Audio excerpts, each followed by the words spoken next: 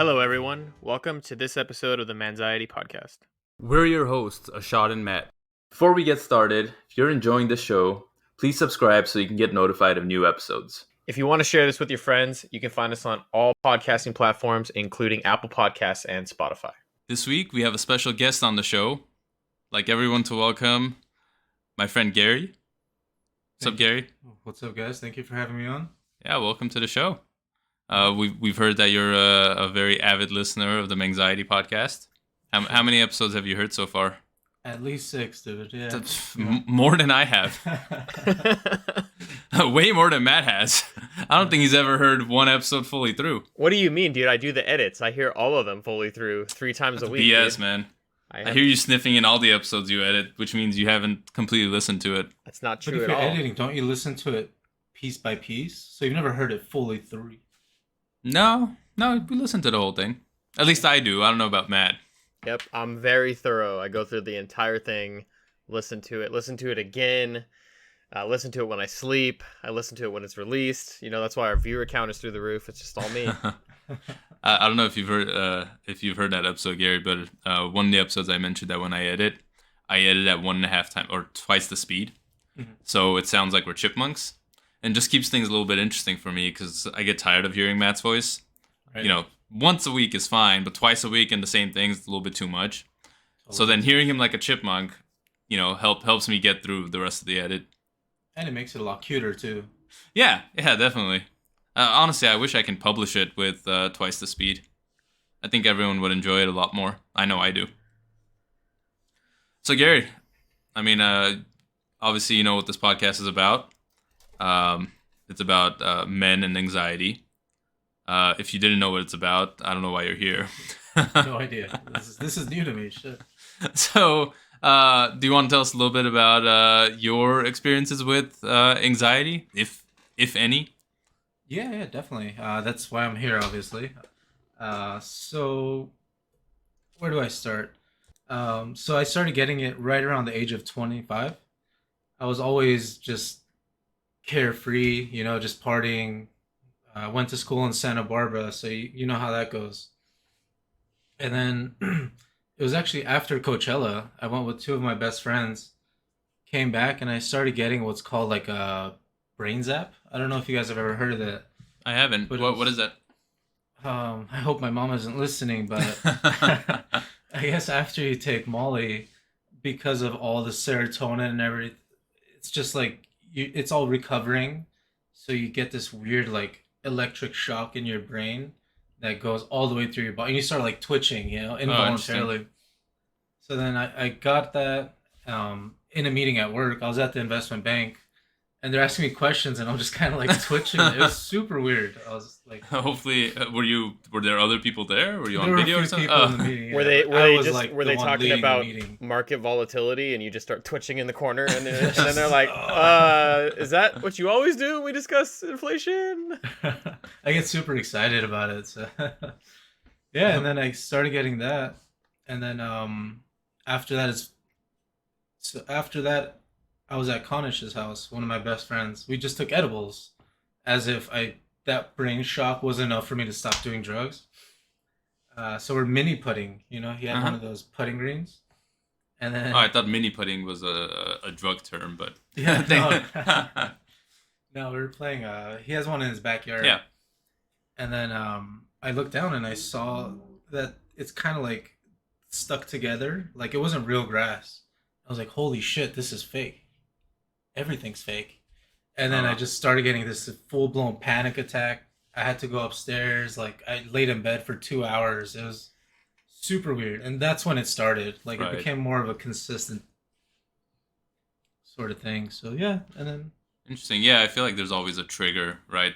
Sort of like something. I mean, you might have had like some inklings of it, but it wasn't until like something triggered it that sort of got it a little bit more. I mean, it was the same thing with me with, when I was at a wedding, wasn't feeling well, sort of, and it started getting more and more from there. Matt, I don't know. Yours had a trigger at some point too, right? That it got like kind of bad.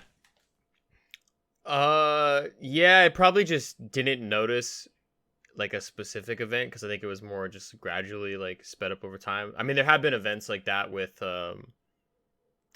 paraphernalia that definitely are like not fun, and you have to take a break. And I think that some of those things can kind of definitely induce those like constant, panic and worry, and especially with like the brain zap thing, it just sounds terrible. Definitely not a good time. Yeah, that does. One of the I don't think we've ever really talked about drugs in any real sense on this podcast, but one of the reasons why I don't do drugs, in most cases, is because of the same reason, right? I feel anxious whenever I do. And I think it has a lot to do. We had a previous episode where we talked a little bit about control, and like anxious people want to always have control, and they don't feel comfortable sort of losing it. Right. And I think the fact that drugs, in most cases, make you lose control. It's the reason why some people feel anxious after taking them. But definitely, like getting feelings like that, like a brain zap, or like physical manifestations of that, right? I think can be very scary too. Yeah, it was actually every time I smoked for a while, like I tested cannabis. Actually, it was like the whole time I was battling that feeling of just like, oh my god, I'm about to have a panic attack, or right. this anxiety. So I wasn't even enjoying it anymore. It was just I smoke, and then for an hour, I'm just trying my best to stay sober. Yeah, I get you. It can definitely be hard. I mean, it was the same thing. I think because that was like your, I don't want to say defining moment, but like the moment where like you felt the anxiety the most, and like it got imprinted. Mm-hmm. That's why you kept going back to that. Because it was the same with me. Like after I had that experience, like at the wedding, right? Like anytime I went to a wedding or like gathering like that, it was the same thing. I was like fighting that feeling of like, I'm gonna have a panic attack again. I'm like, I don't feel well. I want to leave. Like I was always in a very highly anxious state. And it wasn't until, an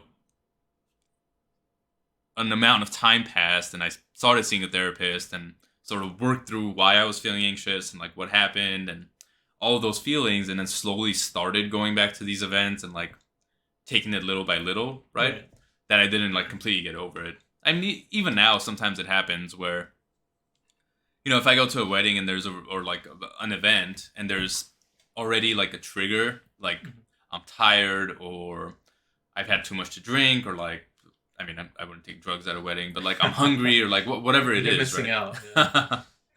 But no, like if there's already like some sort of trigger, right?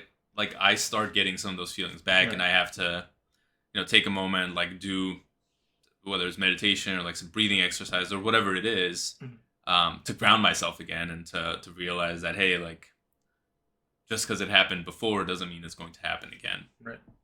And what's funny is one of the things I do to pull myself back out of it would be perfect for this show, because it's just like, you're a man, dude. Man up. Get over this shit. Like, you shouldn't be having anxiety or panic. That's what I keep telling myself. Right. It kind of helps sometimes. So it's also part of the stigma, right? No, definitely. I mean, I think that's what we like learn to do, right? Or like society expects us to do, is say, hey, like we're men. Why are you feeling this? Stop feeling this way, or whatever. And I think it definitely helps sometimes in the short run. But then you realize that in the long, like you're still having, it happens next time too, and time after that, and time after that, because you never get to the real problem. You're just sort of at a surface level. You're toning it down, but you're not actually like taking it out by its roots, right? You're trimming down the weeds, but you're not actually pulling them out. I see. Yeah. Great analogy. Thank you. Yeah, I'm full of those. Yeah, I think it just goes back to that, and they always say the less you think about it, the less it happens. But that's easy to say from someone who doesn't get anxiety, right? It's right. Like, oh, just don't think about it; it'll go away. Yeah, I mean, it is interesting that there's people out there that, I don't know if they do get anxious and it's not the same level, or they just don't get anxious at all. I have a hard time believing people don't get anxious at all, but then I feel like I do know people that all they think about ever is sports. And I mean, how do you get anxious just thinking, like, I feel like those people are just like very, I don't want to say single-minded, but like their focus is always on just like sports or like something specific. So they don't ever think about, what is the meaning of that, or like, what this grass is fake, what's real, or any of these like existential thoughts or complex thoughts or feelings. I don't want to bring this up, but when Kobe died, like that was a pretty anxious experience for all of us, you know. True, I agree. I actually remember. I think you were the one that texted me Yeah. when that happened. I was driving and I had like a little oh shit moment. I was like, what the hell? Like, honestly, I didn't believe it at first.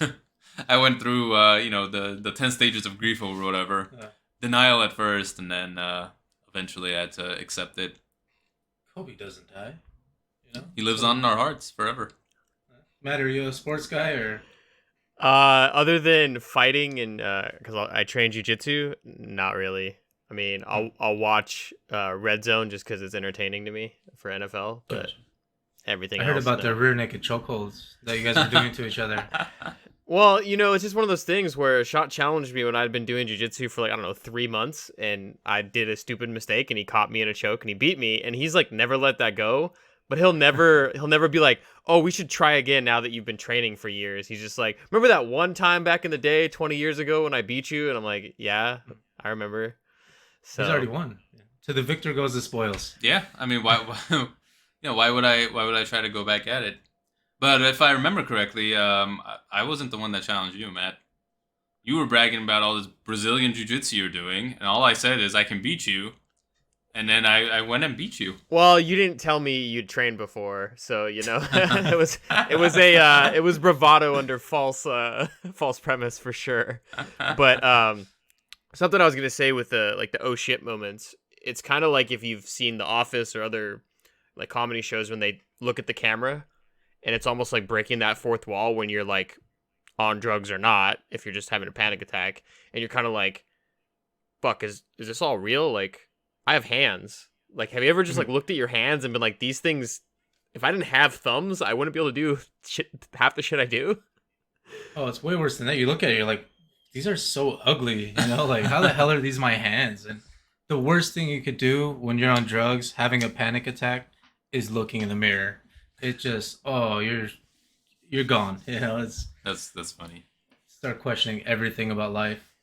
It's interesting. While we're on this drug subject, like the first time I tried, so I hadn't tried weed for a very long time, right? Like until late until I was in college, maybe a little bit after. But I always hated that stigma of like, doing weed and then like being lazy and like, all of that, right? Like just being lazy. And I hated that. So the first time I tried it, I was like, all right, like I don't want to do any indica because like I don't want to be lazy. I don't want to just like do nothing. Yeah, exactly. I don't want to be a couch potato. I want to still be useful and like be in action and all that. So I would always do sativas. And sativas is very much a head high, right? And when I say always, I've done it like a handful of times, maybe. All 3 times, every 3 times. All 3 times I've done it. But I would only do that, and then and like in the beginning it was fine, right? Like I would think the first time I freaked out a little bit, but then I started like watching old like raves and stuff because like the lights were cool and stuff. But I realized that because I was doing sativas, which was mainly a head high, it was making me feel anxious because right, like I was not losing control of my mind, but like It's very cerebral. exactly. Like it was all in my head. Everything was happening in my head. And so it made me feel anxious. Whereas I'm thinking if like I had done some indicas, I wouldn't feel as anxious because it would make me feel relaxed more than, in my head. Gotta find the right strain, man. That's all it is. Yeah. That's true. Because I remember going into a dispensary and I was like, I heard you guys have anti-anxiety, something that helps with this sorts of things. The bud tender recommended Blue Dream. I was like, that's a sativa. She's like, yeah, it helps. It helps you kind of get in your thoughts, gain control. Oh, that was the worst panic attack I've ever had. I was like, I wanted to go back and just, murder her. Yeah, just be like, Go you back and fucked tell up. her, here, why don't you have some of this? Yeah, I mean, Where can I file a formal complaint? It's so true though, right? With different drugs, they have different reactions, and even for something like when my doctor prescribed me Xanax for when I was like having like really bad anxiety, I didn't fucking want to take it because I'm like I don't want to get addicted to this shit. Like I don't want to do this, and I took it like once, and then I took it again to like go on a plane because I just didn't feel like getting on a plane and was like fuck this, I don't want to travel right now. Years ago, and I'll tell you like I'm a different person with like no anxiety. I'm just like, woo, do whatever you want. Oh, we're flying through the sky. I don't give a shit. Because for me, it was like that lack of control with substances or being in a plane. Like I can't leave the situation, right? Like if I'm taking a road trip across the country and I like want to get out of the car, I can get out of the car. I cannot get out of a plane. You know? I don't know. Can you, Matt? Can you get out of a car moving at 80 miles per hour? I don't think so. I mean, I could. It's not going to go well for me, but I could You get can out. also get out of an airplane, but it won't go well for you. Nah, It won't go well for anyone either. the doors are True. the doors are pressurized to something like 8,000 pounds Yes, of pressure. It's yes, not gonna I work. know. Yes, you worked in the aerospace industry. I understand. That's not even aerospace industry. That's just Google any article about somebody freaking out on drugs. Sometimes they take edibles on planes to try and sleep, and then they freak out and they're like, "I gotta get off the plane, man!" And then they like run up to the door and nothing happens. But That's they hilarious. get like duct taped to a chair for the entire flight. I was about to say, I've seen so many cases recently of people getting Today? duct taped to chairs. Yeah, there was one today of people just freaking out on an airplane. That guy was just a douchebag. He was, but I think he was on drugs or something. Like, Xanax for sure. Xanax and You some think red so? wine. I don't know. Is that what they said? Getting loose. He was on something because he started throwing punches, and I can't imagine how you feel after, like, especially if you're like freaking out because you're feeling anxious or whatever, and then to be like duct taped to a chair for the rest of the flight, like, like your anxiety must go into overdrive or something. I mean, you couldn't pay me to duct tape me to a chair for 5 minutes. I would not sit still. I would freak out. I'd be like, let me get out. You know. Huh. Well, if you start freaking out, they'll do it to you, whether you want to they or just not. they just add more duct tape as I'm like Yeah. just yelling more, and then I just get a couple over the mouth, and I'm just all right. Can't do anything about it. And Yeah. as they're doing it, they're just like, "Calm down, sir." You're like, "I can't calm down. I'm duct taped to a goddamn chair in an airplane." I can't move. Right. How do you expect me to calm down? Yeah, it's like the same thing with if you're ever on any drugs or whatever, or having a panic attack, really you need to like breathe and focus on your breathing, because that's what starts to lead to panic attacks is hyperventilating and then your body freaking out, right? But that's hard as shit to do when you're on drugs, certainly. Like if you've ever been high and you want to fuck with somebody who's high, like I've had people do this to me, and unfortunately I've done it to other people, is like you just tell them, you're manually breathing now instead of automatically breathing, and then they're just like like taking like deep breaths because like, oh my god, I'm in control again of my breath. But it is something where you have to get people to like, telling somebody to calm down in that moment is not going to get them to be calm, right? Like, Yeah. you- No, I mean that same thing when I was at the height of my anxiety, like that was a big thing, was the breathing. And like I felt like I always like I was off of automatic breathing and had to manually breathe. And every time I felt like like I was breathing, anytime I like stopped thinking about it, I'm like, oh shit, I need to breathe again. So now I have to do it again. What is happening right now? Yeah, kind of. Now that Matt mentioned it, well, it's like the thing if you say like don't think of a pink elephant, first thing you think of is like an image of a pink elephant in your head. So it's the same thing, right? If I say like, oh, you're manually breathing, everybody at home listening is probably like, oh fuck, I am breathing. Oh my and god, he did it again. my What an lungs are asshole. inflating. Right? Every All right. time you forget about Yeah. it. You want me to be a bigger asshole? I can say I just lost the game, and now everybody at home can lose the game. I haven't lost the game in like 10 years. Which game? Which game? There was a stupid game where the whole premise of it is not to think of the words "the game," and you lose the game by thinking of the game. And if you lose, you have to tell other people you lost, so they lose too. It was like stupid Must be thing a we white did in college. person thing. It's gotta be. Yeah. No. I was in college too, and we never No. did that. No, Google it. Like people did. It was like a worldwide This phenomenon. is white America, dude. Stupid. Midwest. Like people would do it in lecture halls where you would slide over like the chalkboard or the whiteboard, and then it would say the game. It was a big thing back in the day. We were in college at the same time, man. Yeah, and it was a big thing. Look I've it up. never seen that ever in my life. Look it up, Maybe dude. you weren't cool. That's. Wait, what do you mean? that's very Maybe true. he's Maybe I definitely not wasn't. cool. Like, when was the last time you did drugs at a wedding, bro? Like, come on, you're not cool. That's true. True. Actually, How do you get through a wedding without don't answer drugs? that, just in case. Oh yeah, I forgot we have listeners. Yeah. We have listeners. What did you think? We're just talking to each other.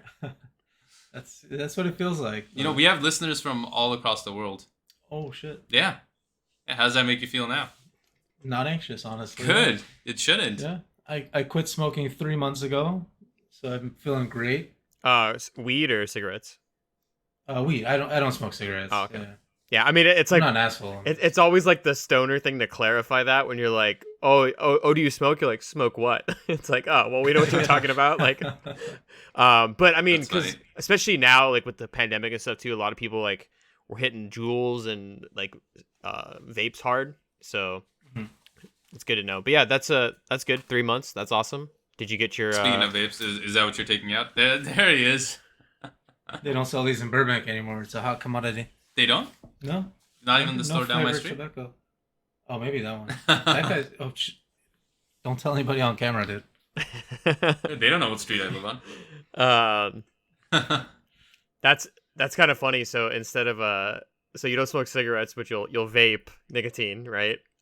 But I'm not against smoking but you quit the cigarettes. weed. Well, I mean, because like I smoke hookah, so it's essentially the same thing, just in a different form, right? Kind of. Smoking tea is what I call it. There we go. But yeah, I mean but that's good. yeah. Yeah, going back to what you were saying about quitting smoking, that's good, right? Because you were saying that's what really caused your anxiety in the first place. So like getting away from it. I mean, have you felt anxious ever since you stopped? Not really. I'll have like random moments. Like a funny story. I was listening to you guys' space episode, Mhm. and I started getting it a little bit, and I was like, "This is the opposite of what I want." So I shut it off. Yeah. We're sorry to all of our listeners for that. I think we started feeling a little anxious as we were Oh, recording that too. It's like saying you like, "Hey, you have to think about blinking." Right. Same Oh thing. God, now I'm thinking. Now, damn it, Yeah, that's what you get, man. All That's right. what you get for doing the breathing. you got me. You got me. Yeah, it's so weird, right? Breathing, blinking. Imagine if you had to think about your blood flowing through your body. Yeah, or your heart Dude, beating. yeah, Your if, heart if you had to beating. think about the heart, I would just be dead instantly. Well, That's it's physically impossible to like control your heartbeat. So, I mean, I don't want to say physically. Actually, I guess there's some yogis that claim to be able to. So it's very hard to control your heartbeat to that extent. Although, now that we're talking about it, I used to go to sleep by like doing breathing exercise and like slowing down my heart rate. And when I was feeling really anxious, I started freaking out when I would do that. So I was like, am I slowing down my heartbeat too much? Like, am I about to like pass out and like, stop my heart right now? Could be. I know. Definitely possible. Yeah. I'm not as advanced of a yogi yet though, so. That Buddhist monk, he caught on fire and he was totally chill. He was just sitting there. Yeah, there's some crazy stories like that. And I mean, the ninjas, right? Like, the whole thing that behind the ninjas was that they were able to slow down their heart rate so much, or their heartbeat so much, that they basically wouldn't be breathing. That's how they were able to stay, like, in the shadows and stuff. So that's a big thing of, like, being a ninja. Yeah, isn't that crazy? Don't give me that look. Look it up. You should validate everything I say. Not all of it is fact I mean, my skeptical some of it is. brain, my skeptical brain's just like, you're like, they don't want their hearts to beat so they can be in the shadows. I'm like, bro, they wore black costumes. They're in the shadows, like chilling. Like, No. So that people wouldn't hear them breathing. oh, They would- okay. Yeah, they would slow down their heart rate so much so that they wouldn't have to breathe as much, and therefore they could stay quiet when they were in the shadows. Okay, yeah, that makes more sense. It's kind of like Yeah. when you look at history and you see, like back when people would be like give these crazy stories and speeches and stuff, right? Like in Roman times, and like memorization was just a huge skill. It's because they didn't have shit to do. Like we got video games to play, man. Like I'm not gonna focus on my heartbeat going down super low, so you don't hear me breathing. Like I got things to do, places to be, you know. That's why you're not a ninja. I love how video game was the first example. I mean, that's what I also play a lot of video games. Yeah, you play a good amount of video games too. I play Brawl Stars. Yeah, I mean, on your spare time, that's what you do, right? No. Instead of memorizing stuff or slowing down your heart rate. What's going on here? I was Yeah, gonna say like Isaac Newton invented calculus so he can help himself with physics. People don't do that yeah, nowadays. and he did it like by the time he was like 23 or something, right? Wasn't he like really young? It was something stupid like that, and I was like barely graduating college at 23. Yeah, I mean, wait, was it Newton too? The law of gravity? It was, right? The Apple thingy. Yeah. Which Yeah. yeah. Yeah, it was Newton, right, for the apple. Yeah, I mean, he was also sitting down under an apple tree, looked at the apple, saw it fall, and then looked at the moon and tried to correlate the apple with the moon. Like, today you see an apple fall and you're like, oh shit, the apple fell, let me eat it if it's good, or you just kick it out of the way because we don't even eat fresh fruits anymore. Honestly, bro, if we didn't have to work 40 hours a week, we'd be thinking about this shit, dude. Like, come on. Don't bullshit me, Matt. We didn't work 40 hours a week, you'd be playing more video games than you do now. No, I'm 40 only playing more video hours. games because I'm at home. Where else would you be? Well, normally not in a pandemic, out and about and training, dude. I didn't play any video games for years. When I was training jiu-jitsu, I didn't touch video games. Oh, yeah, that's right. Those were the sad days when you were gone. See, okay. I'm just kidding. We were very happy. That was a total joke, by the way. You know Well- how you know somebody trains jujitsu? Oh, they Don't keep talking do about that. jujitsu. Yeah. Yeah, it's like CrossFit. Yeah, that's it. It's all the like reverse fight clubs. Like if somebody's a vegan, they tell everybody that they're a vegan. If they do keto, same thing. CrossFit, same thing. Jiu-jitsu, same thing. I'm sure there's others. Yeah, it's only ninjas that don't talk about, being a ninja. It's because they're focusing on their breathing. Yep. That's why you'll never hear me and Gary say that we're ninjas. Is it because you're manually breathing since 15 minutes ago? No, I stopped doing that actually.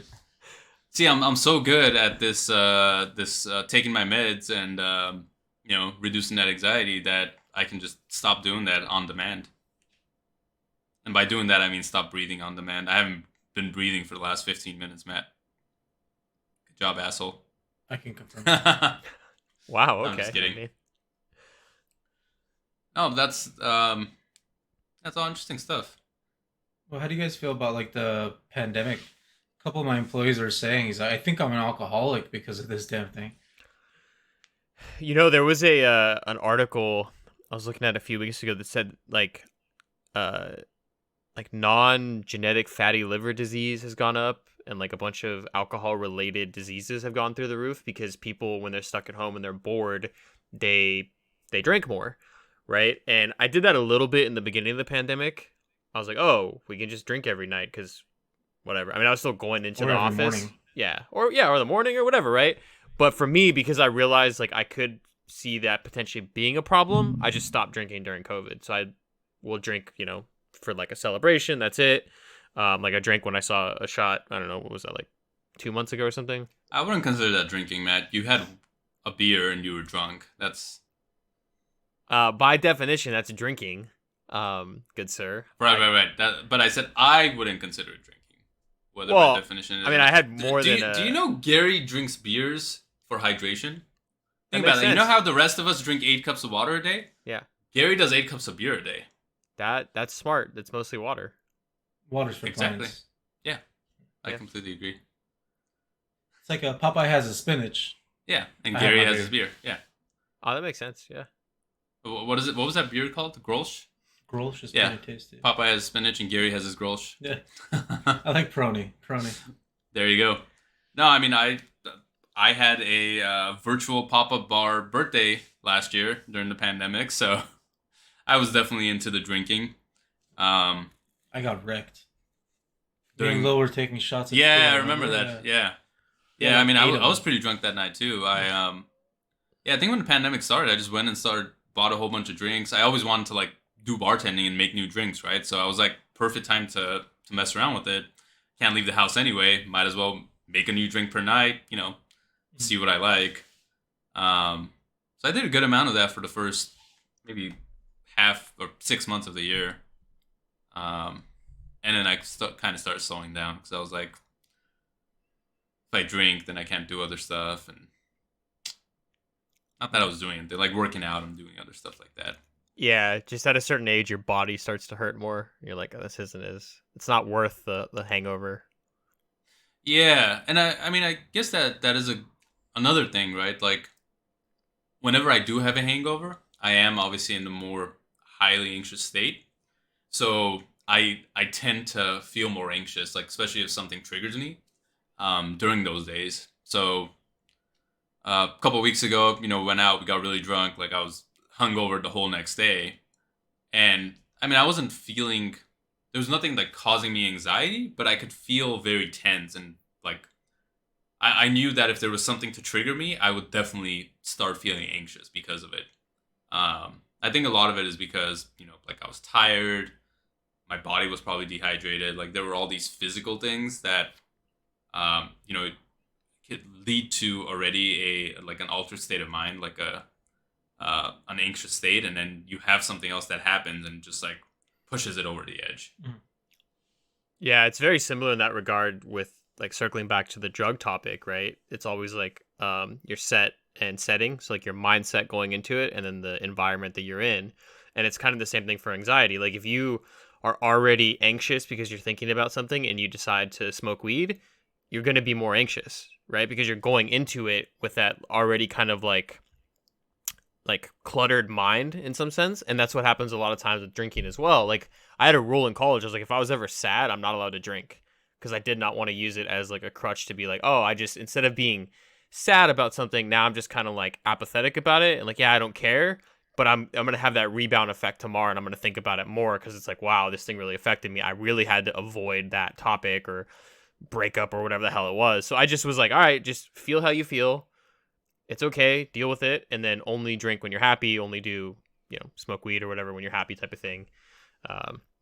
Because for anxiety, it's the same thing, right? Like your setting or your mindset could have been really bad in that hungover state because all of a sudden you're like already feeling like shit, right? And then next thing you know, I don't know, something like dumb could happen, like the neighbor knocks on your door and you just lose it. Yeah, you get scared that it's the cops or something.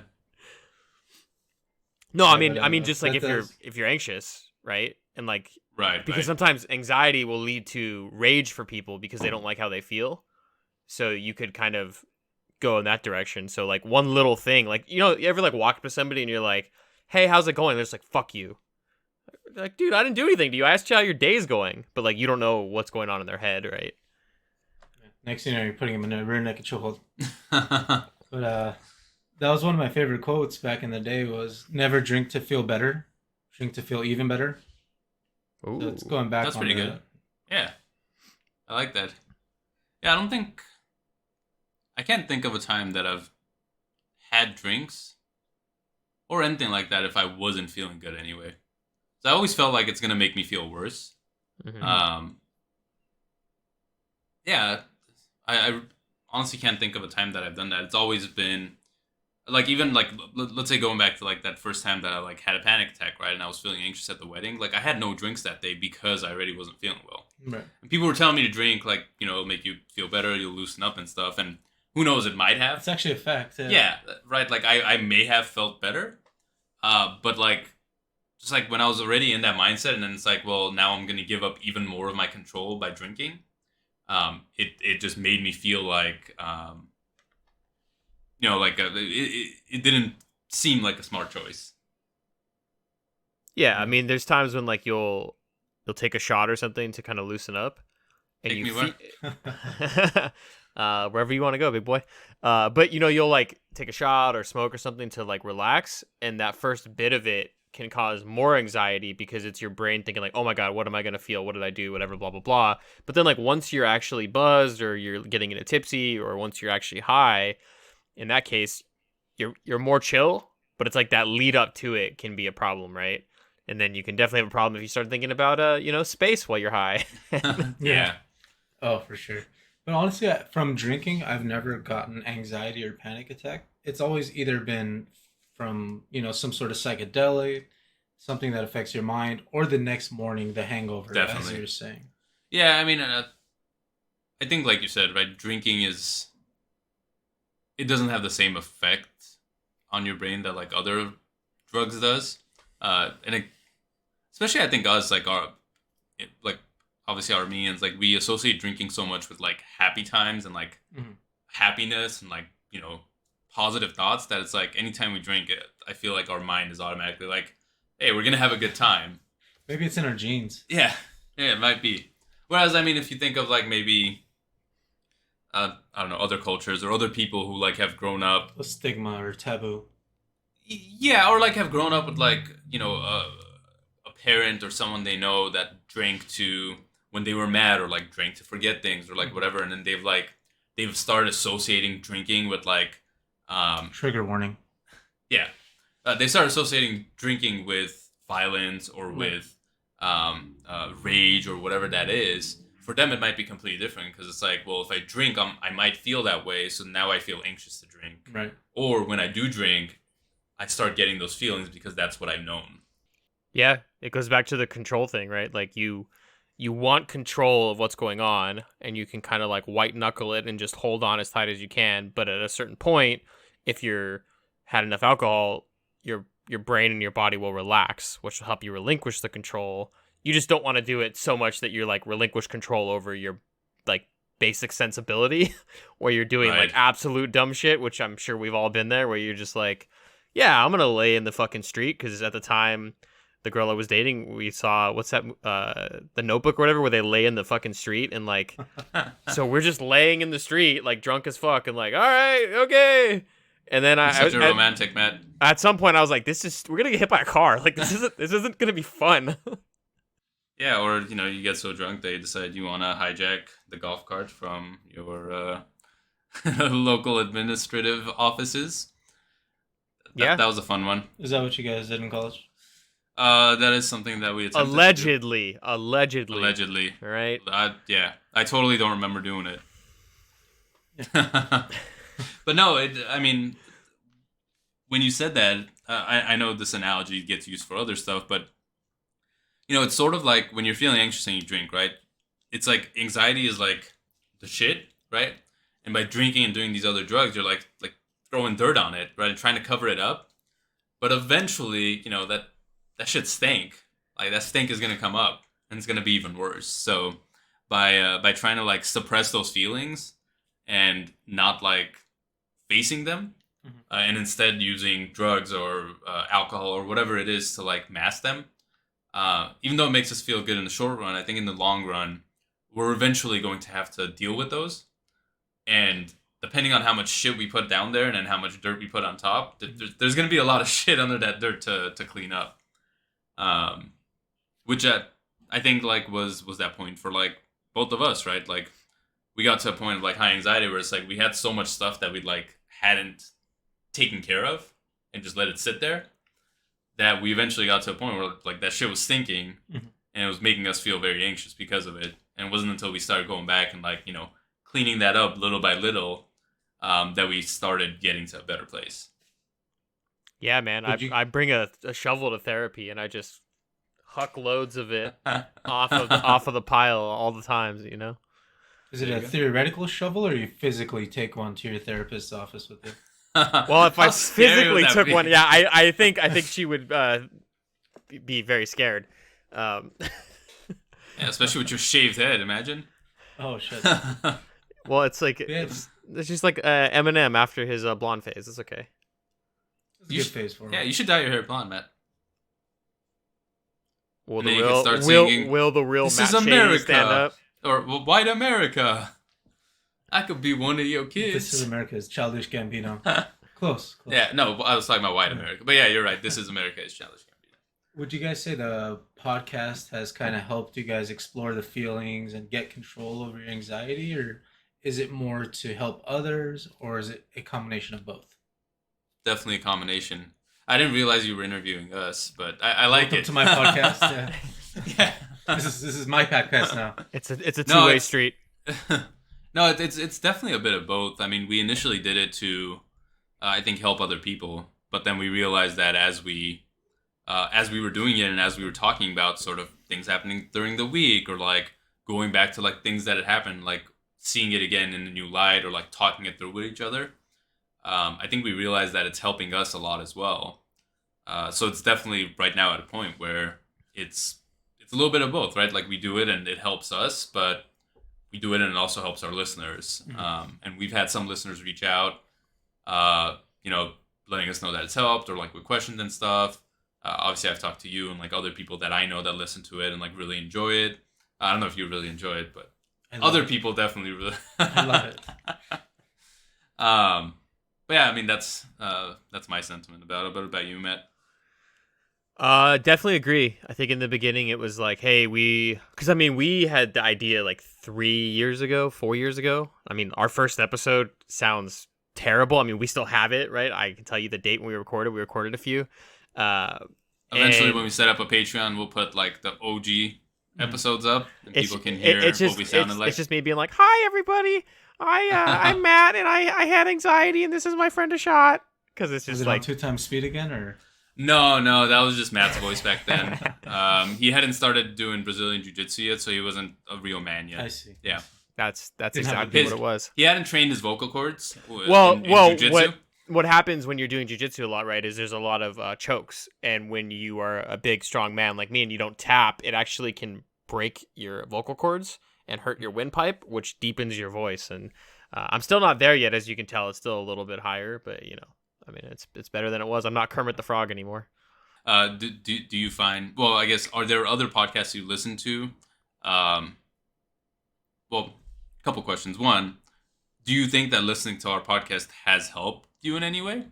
And then two, are there other podcasts you listen to, whether they're about anxiety or not, even other stuff that you think benefits you? And I guess three, if you had any advice to give on air to us, what would it be? All right. So first question, it definitely does help.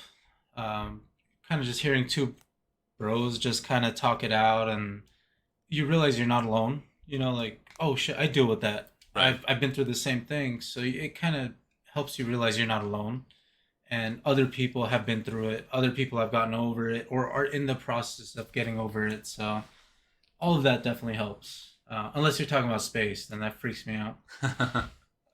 The second one, do I listen to or do anything else that helps with anxiety? I listen to Joe Rogan, not Okay. for anxiety, just because he's awesome. Yeah. I started listening to Alex Jones as well, which actually hurts the anxiety. Which Uh, hurts the anxiety, you say? Yeah. Why? Oh, he has some crazy conspiracy theories, and a lot of them have came out to be true, which is Oh, wow. weird. A whole nother topic, though. But I think I kind of mentioned it before, but I'm definitely the type who, how do I put it? Does the whole, can you guys hear me? I can't hear myself anymore. Yeah, you're Okay, cool. I'm definitely the type who just says man up, right? Right. I don't address my issues. I don't address the underlying core, which might help in some weird sadistic way because I remain ignorant to it.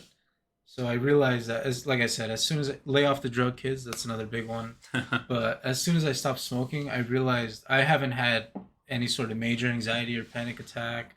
I've been a little healthier. I've tried to cut back on drinking. I've been exercising more. I've been eating healthier, sleeping better. Not because of the weed, but just overall, I tried to make this change because I'm getting married this year. I started a business. So I realized there's a lot of triggers that I have. There's a lot of big changes that I've gone through. And I was like, you're doing all this and you're treating your body like shit too. Right. Why not put yourself on the right direction, and it might help, and it does. Eating clean, taking the time to put yourself and your health first is number one. And just at the end of the day, realize you are a man. To all the listeners who are men, you can overcome anxiety, but you're not alone. You don't have to do it alone. Reach out, seek help, do what you need to do, but don't let it become a big part of your everyday life, because it definitely can. And I've seen it happen. It's happened to me, and it feels like you're in like this weird funk all the time. And I don't know if you guys have had this, but like that weird moment of clarity where one day you wake up and you're like, holy shit, I feel great. Yeah. Like you're anxiety free. Like I'm on a new track. I beat anxiety. And then a month later it's back and you're like, damn it. All right, here we go Yeah. again. So No, it's definitely there's the ups and downs, Mhm. like you said. But going back to what you were saying, have you? I mean, you've heard some of our episodes, and we've mentioned meds before, Mhm. which I think you've probably heard in one of them. But literally everything you said was meds, right? Meditation, exercise, diet, and sleep. right. So I just want to stress the importance of those things. Like it sounds like you. I don't think you listened to our episodes back then when you started doing that, right? I think that's something that you just did on your own. Just yeah. Yeah, but like we've been preaching this for the last year and 2 months that we've been doing, 3 months that we've been doing this podcast. about this concept of meds and like taking your meds every day. Right. And meds, like the acronym meds, not not medications. No drugs. Yeah, exactly. But like I'm glad you were able to find that on your own, and like whoever hasn't gone there yet, like it actually works. This isn't just something that me and Matt preach all day because Matt came up with meds and we're just pushing it. It's Did you guys actually come up with that acronym? Yeah, Matt came up That's with impressive. That's right. That's just how my brain works. I'm constantly like thinking shit and not doing anything, and Ashot's the doer. I'm the thinker. So Yeah, he had this idea for this podcast like 20 years ago. It wasn't until he met me that we started working on it. You always have to have a thinker and a doer. That's how For a sure. relationship works. No, but that's great, man. I think that was really good advice about that you're not the only one out there, and I'm glad that like this podcast has made you realize that, and hopefully other people too. That's again like the story of me and Matt talking about anxiety goes the same way, right? Like I was going through it, he was going through it independently. We had no clue that the other one was going through it until one day like it was mentioned, and we're like, oh shit, I thought I was the only one, and then it sort of started building. One of us, right? No, exactly. And going back to my third question, is there anything you think we could do better on the podcast to that like you think would help you, or like you think would help other listeners, or like specific topics that we can talk about, or like whatever it is, like. I don't know if you guys have gone over the topic of like telling your loved ones. I'm sure you guys have talked about it, and maybe you guys could tell the reader how to do that. It's kind of like coming out, like, hey, I have anxiety. That's true. In a weird sense of the way, but because like I try my best not to tell my fiance as many times as it happens because I don't want her to worry, right? Or I don't want her to think less of me as a man, or like, oh, he's dealing with like I've woken up at like 2 a.m. and called her and like, hey, like when it's really bad. Yeah. So definitely talking to somebody and having that person you can reach out to when you're at your peak worstness, I should say. Because oh, sorry, go ahead. No. Yeah, so it's kind of nice to just call and like have someone ground you, right? Right. And, that's super important for all the listeners. But in I terms agree with that. Before you continue, we haven't completely like touched on it, but something that definitely works is proven, right? There's studies on this. If you get a kiss, obviously from your significant other, it helps you out of a panic attack. Okay. Which is a pretty cool thing. But no, that is a really good one. Like I obviously when I was going through it wasn't something that I really mentioned to Andrea either. And then it wasn't until like much later that I was like, hey, like I have anxiety, and I started going to see a therapist, and then now I'm more at a point where I can say, hey, like I'm feeling anxious, or like she can tell at most of the time at this Not point. yourself.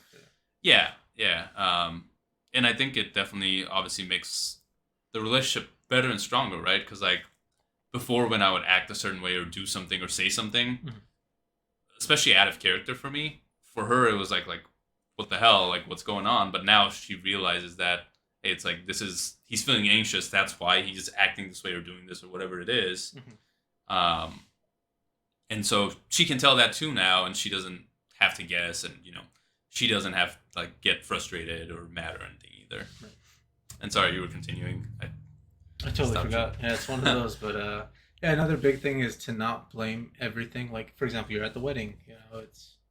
It's not being at a wedding that caused anxiety. It's the fact that you were there. You might have been off, tired, whatever. But in the case of drugs, I don't think smoking weed makes me more anxious. I think my mind just thinks it is, and because I'm in an altered state, it's just like, oh, it's gonna happen again, any second now. So every time I smoke, I feel like I go into it thinking I'm gonna have anxiety. So don't blame triggers. Just do your best not to think about it. As annoying as it is to hear that, but the less you think about the anxiety, the less it's on your mind, the less likely you are to have it and to be it. Just live your life and live it anxiety free. No, that's a very good point. And sorry, I'm just jotting down notes about what you said, so we can talk about those things later on. And you said triggers, right? No, those are good points because like if you think about it, right, you've like in my case, I've obviously been to weddings before, and I've been to weddings after. I haven't felt anxious. Sometimes I have, like obviously after that event, maybe a couple times, but I don't anymore, and I didn't before. Same thing for you, like you've smoked weed or done marijuana or Plenty of whatever. times, yeah. Exactly. Like you haven't felt anxious before that. Mm. And I'm sure you've done it after that. And there's been times that you haven't felt anxious Yeah, either. definitely. So it's not the It's like playing Event- Russian roulette, you know? yeah, kind of. But yeah, it's not the event itself. It's like it's your state of mind before going into it or as you're going into it that I think makes you feel that way. Matt, you've been awfully quiet. For someone that talks a lot, I want to hear your voice again. Any thoughts about any of this? Well, now I feel like I'm being too quiet, bro, and I'm questioning my life. Like, here we go again. No, I mean, all good stuff, right? I think the biggest thing there is, what I think it boils down to is having a support system, right? And when guys or girls, whoever, don't feel like they can be open and honest with their friends, their family, their loved ones, their significant other, whoever is important to you in your life, if it's your dog or cat, doesn't matter. If you feel like you have to keep it inside and you can't talk about something, eventually it's going to start to eat away at you. And especially for men in society, that whole idea of like man up, shut up, toughen up, right? We all deal with the same thing. Look, we're dealing with it. But when you peel back the curtains, you realize that a lot of people aren't dealing with it in healthy ways. Some people will, in the sense of like, hey, I'm stressed out, I'm going to go to the gym, right? So now they're just super jacked because they're like at the gym, 3 hours a day, because that's how they deal with their stress. Which So bodybuilders are like super anxious people. Is that what it is? they can not, be. Not necessarily, but yeah, I think they can be. I mean, bodybuilders, some of them also have a lot of body dysmorphia issues, which is something else we can deep dive into as well. And they feel like they're never going to be big enough, they're never going to be strong enough, right? And that's why a lot of them will take anabolics to get bigger and stronger to a point that's not maintainable, right? Like some of the strong men, they're 400 pounds and like of pure fucking muscle, and their doctors are like, you can only do this for a few more years before your heart gives out, because your heart has to Right. pump blood way harder for your size than somebody who's obviously a normal physique. But Sorry, speaking of bodybuilders, I was reading the story about this 70-year-old bodybuilder in Japan. I think he was like one of the first bodybuilders. Legit looks like a 30 to 40-year-old, just like in great shape. And he's not one of those that's like, humongous, but he's the kind of guy that works out every day. I think he has 12 eggs a day for breakfast or something.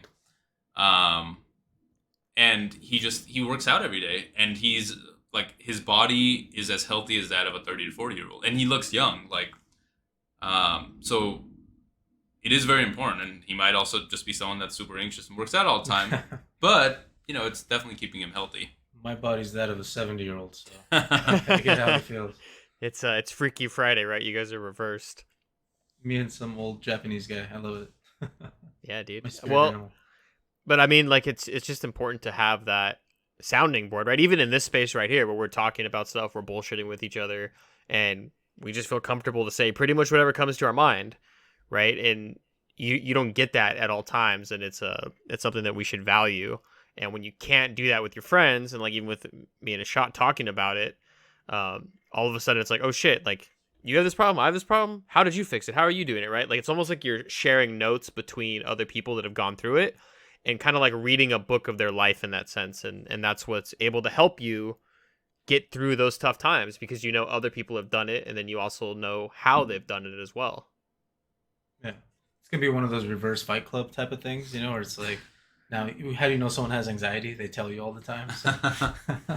Well, what's funny about that is I've talked to friends, and they'll say, yeah, I was really stressed out, and I like took some time off school or something. I was like, oh, okay, yeah, I've been there, definitely. Like, just kind of like, you ask a few more questions, like, yeah, I have like really bad anxiety sometimes. Okay, cool. And then a lot of times we'll be like, oh, have you been to therapy? And they're like, yeah, but don't tell anybody. And then when I'm like, oh, bro, I went to therapy, it's awesome, it's a good way to like tune up your mind, blah blah blah, all this stuff, then they're just like mind blown, like, holy shit, somebody else I can relate to.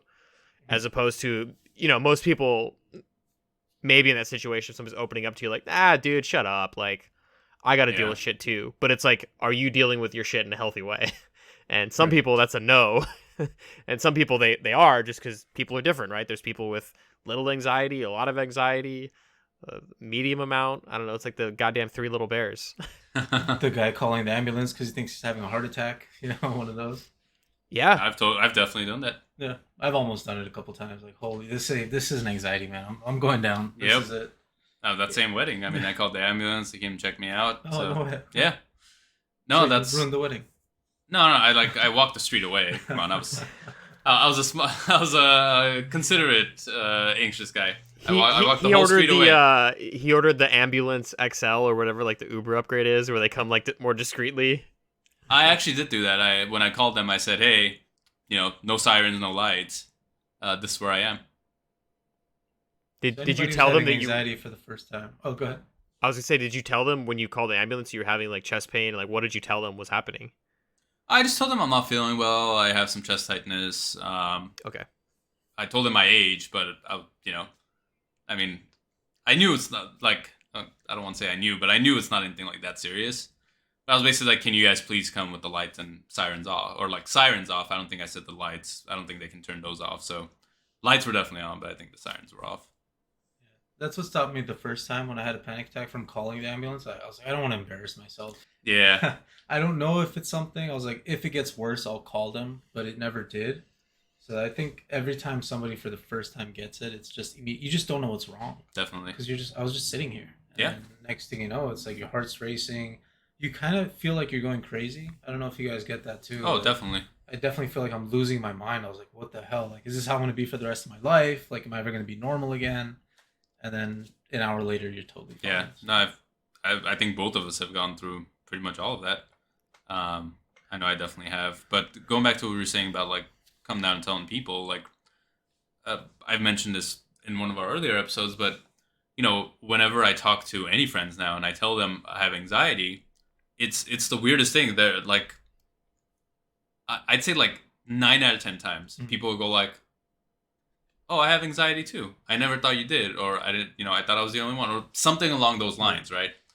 And it's just so interesting that like people, especially not even people, especially guys, won't ever own up to it first, but once they realize that it's something that like guys go through, like we're only human, like we go through it too, then they're like, "Oh shit, like yeah, I have that too, like I've gone through a lot of the same things, or I've had similar experiences, or I've coped with it in this way or that way." Yeah. It's much more common now, I think.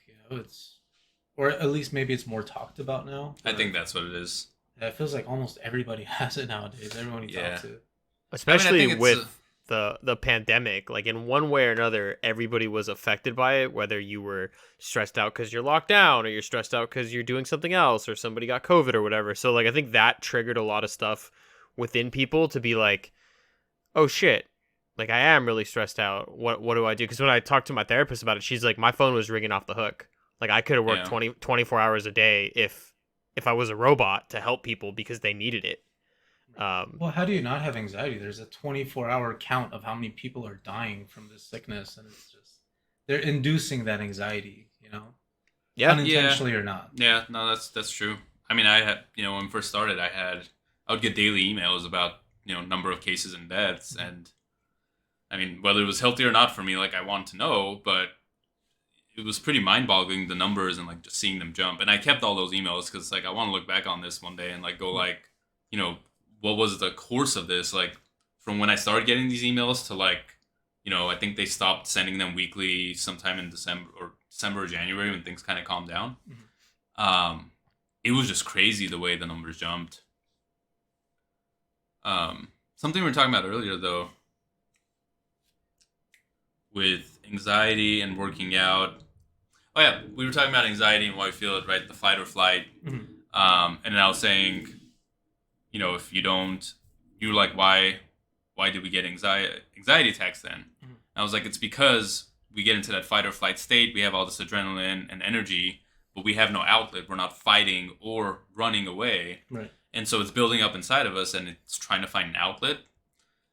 And then you were like, well, so does that mean you should just go to the gym or exercise? And like, that sort of relates back to like what we were saying about people going to the gym, right? Like once you start feeling that way, if you go out for a run or if you go and work out, just do something to like get rid of that excess energy. You like automatically feel better, even though you don't want to, right? Like at that moment, if you're feeling It's the anxious, last you're like, thing you want to do, yeah. yeah, exactly. You're Pump feeling your heart very rate. anxious. You're like, I feel like I'm dying. My heart is beating out of my chest. But then if you go out for a run, and now your heart is supposed to be beating out of your chest. Right. Now it feels normal, right? Because you're like, hey, I was running. That's why my heart is beating out of my chest. I guess the same way there are triggers, there are also outlets. Right. There's some way to relieve that pressure. Like I've gone on walks at 3 in the morning. I went to 7-Eleven to buy aspirin because I was like, I think this might be an actual heart attack this time. Oh wow. So By the time you got there, did you hopefully I feel was better? totally fine. I just got some water and walked back home. Nice. That's funny. Try not to get attacked by the homeless guys outside. Yeah, that's definitely scary. I used to do that too, a lot actually.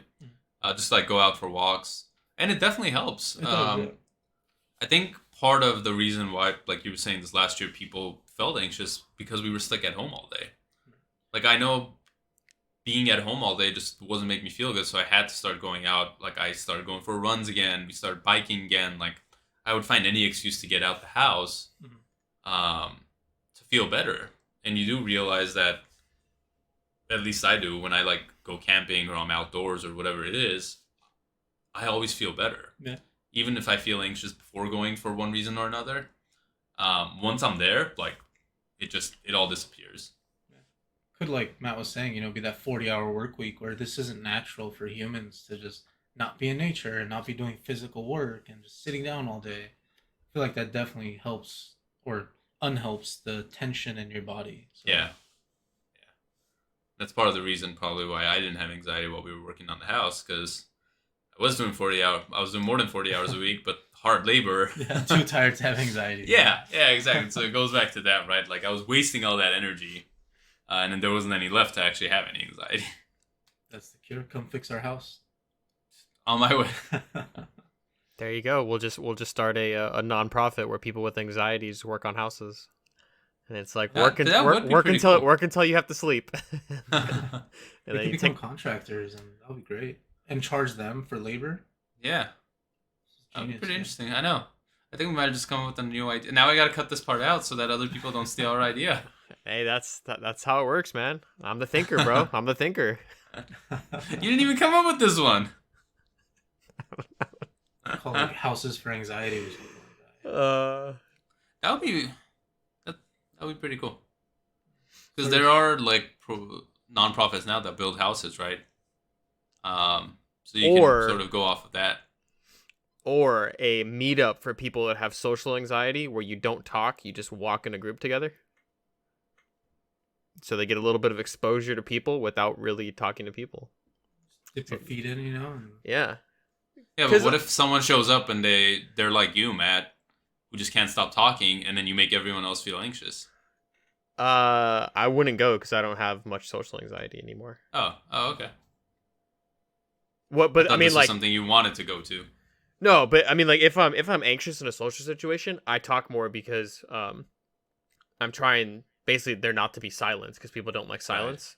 So I will fill the void with silence, which is funny when I'm just sitting here listening. You're always like, bro, you're not talking. What's wrong? And I'm like, I'm just listening. Like, I know, because it's so out of character. It's so out of character. Like I always know Matt as a talk. Like people around me, right, are all talk. Like you're a talker, Andre's a talker, my sister's a talker. So I'm surrounded by like all these talkers who, like you said, don't usually feel comfortable with silence. So there's a lot of talking going on. So as soon as they get silence, like it's kind of That's where you weird. excel. Well, yeah, that is where I excel. I can live in silence all day. yeah, he's the strong silent type. But if he starts being a chatty Cathy, then I'm worried for him. If he just starts word vomiting all those words, I'm like, bro, are you okay? Are you stressed out? Are you panicking? What's going on? Like, talk to Oh, you're me. talking a lot, yeah. Yeah, Yeah, it's funny. I don't talk a lot in those cases either. I think it's I kind of started it's hard talking to. more on this podcast. Yeah, like in the beginning of this podcast, I don't think I talked so much. I think it's like as we did more and more of it, I talked more and more. We should do an analysis where we plug in like all of our episodes and to see who's like dominated the conversation, because we do this at my work through software where like when I'm talking to a customer, if I'm dominating the conversation and I'm saying like 70% of the words, it's like, hey, either one, slow down, or two, like let them speak, right? Ask them a Right. question like, how do you feel? Are you comfortable with this? Like whatever, instead of just blasting them with words. Is So, this at the aerospace company or? No, I'm doing a different job now. So I went from engineering, which was brutal, to customer success. So now Here, I'm in actually. charge. Where? Glendale. Nice. Yeah. Don't say exactly. No, where, I'm not yeah. gonna say it, but yeah. Yeah. So I mean, it's cool because I get to help people talk about their businesses all day, talk about their goals, plural. Sometimes they have more than one, and Hopefully they do. Yeah. sometimes Make it's a more singular money. focus. Yes, to just make more money, and sometimes it's obviously related to like the software that we sell as a company, but sometimes they just are kind of anxious in their own right. Like, yeah, one of my guys had to quit. I don't know what to do, and I was like, oh well, like, is there more talent in the area that you can hire? Are there more people around here? And getting them to like have those conversations and calm down is helpful. But I learned a lot of that from being able to explore that space here. So try to use my skills for good. Yeah, I like it. Applying our experience here to real life. That's what you should be doing. That's what I do too. And sell them your podcast. But like, hey, by the way, if you're feeling anxious, you should totally listen to me, and my buddy on Anxiety podcast. Yeah, there we go. Right. I actually do that all the time. Anytime I mention it, someone's like, whatever. I felt anxious or have anxiety. I'm like, there's this great podcast. Definitely check it Shameless out. plug. I've definitely done that with my brother when he was talking about something. I was like, no, actually, one of my friends was like, yeah, I'm just like super, super anxious right now with stuff. And I was like, if only one of your friends talked about this twice a week. Yep. Oh, I say the same thing. Yeah. Well, the great news is we're actually going to a pub after this, so it helps with like curing that anxiety. Those drinks we were talking about. Yeah. I Definitely agree. a good idea. No drugs though, not tonight. It's a school night. So. It's a school night. Jeez. They should we should come up with a new cocktail called the Anxiety Killer. AK-47, Anxiety Killer 47. I like it. I'm gonna Mm. assume that the cocktail is just a Xanax and it's not alcohol at all Just because crushed up with water. Yeah. like realistically that'll be. It's like, hey, just take this. 40 minutes later, you will be the most chill person in the world. No, dude, this cocktail will have absinthe. It's 47 because it has 47 different spirits inside. Not 47%. 47 different. Yeah, it's 47 different alcohols. So it doesn't kill your anxiety; it just kills you. You can't Which- have anxiety if you're dead. Right. Like it's like the virus can't live if the host is dead, right? So That's funny. There was actually this funny story in college. I don't know if I should tell it on here, but she's like, I've never been drunk before, right? So I was like, all right, watch me work my magic. So I mixed vodka, tequila, gin, Sprite, and NyQuil. It was just sitting on the Sounds like an adios, but yeah, a little with bit worse. NyQuil. Yeah, it was sitting on the cupboard, and after that drink, she disappeared for the rest of the night. So I think I succeeded. I mean, did she ever reappear? I've never heard from her again. No, it's crazy. But no, I think she finally got drunk for the first time in her life. Wow. Well, case solved. This is that mysterious case of the disappearing girl from college. From Santa Barbara. God, I hope she's not listening to this. I highly doubt she is. Unless she has anxiety. True. yeah, and she got to this point and recognizes your voice, and she's just like, son of a bitch. No, she remembers. She's like, oh yeah, that one time, the first time I ever got drunk. What a great memory. Fantastic memory. Yeah. Remember, you gotta visualize things as positive. Put Well- them in a positive light, and they will be. That's kind of something that we can talk about, circling to some of the like drug topics as well. Is like I knew people in college where this girl, we were all dorm mates, right, or hallmates, whatever. She wanted to drink for the first time, and I wasn't there, but like one of my buddies was texting me. He's like, "Yo, so and so is finally gonna drink with us, all this shit." And I was like, "All right, just remember, it's her first time drinking. She's not animals like us, where we've been drinking for a while now. Don't let her overdo it." So what did they do? They lined up tequila shots. They were all banging shots. Next thing you know, she's had, I don't know, 4 or 5 shots in a row or something with them. And then she's puking all over the toilet. She pukes all over the couch, all this stuff, right? It ends up being this terrible, terrible night. And because she had a bad experience, she didn't drink again for a long time. That's a good thing. It can be more for your alcohol, health. More alcohol for the rest of us. All right, certainly. But it's the kind of that same thing when it comes to alcohol and drugs and everything else, right? It's like everybody has their limit. And in that story, she was kind of like the person with the ego. Like, I've never been drunk. You can't get me drunk. And you're like, all right, let's I'm a scientist. Let's test this hypothesis. And then next thing you know, that's what happened to her, right? So it's kind of like people, I think, don't want to admit that they have limits because it becomes that ego battle, and that's what like a lot of guys will do to you, right? Like, no, I can totally bench that much, and then they like rip their pec muscle, and next thing you know, they're out of the gym for 6 months. So it's kind of like Know your limits kind of thing. yeah. And it's kind of the same thing with the anxiety side too, right? It's like if you know that going to a wedding is going to make you anxious, you can start by going to a smaller gathering and then work your way up, especially with people kind of coming out of the haze of the pandemic and going to more social events now. You don't have to go to a freaking rave tomorrow and feel uncomfortable. Hang out with one of your friends, and then two, and then three, and then slowly ramp up to it. You know, like get back to your limit or your tolerance for it. Don't be like, hey, I haven't drank in a while due to COVID. Let me just go do what I used to do, which is have 10 beers and pass out somewhere. It's not going to end up well for you. Not definitely. We actually went to an event. I want to say like it was earlier this year, like February, March, right after all those big shutdowns again and everything. It felt so weird. Like we're in a banquet hall and like people were kind of dancing, but they didn't know what to do with their hands. You know, you're just like socially awkward, really, because you haven't been in that setting in so long, and it's like you don't want to say, oh, what does this person have? Where have they been? You know, blah blah blah. But you can't help but think that, right? And it's like nowadays you don't even want to shake hands. Yeah, I think the pandemic is still on everyone's mind, right? Even if it was a little bit more under control, I think now it's ramping up again. But even then, it's still like, you know, you go somewhere and you're like, well, what if they have it? What if, you know, I get it? Like, it's still there, even though it may not be the main focus anymore. Right. I got it a few weeks ago. It was fantastic. I would recommend it. Got a few days off from work.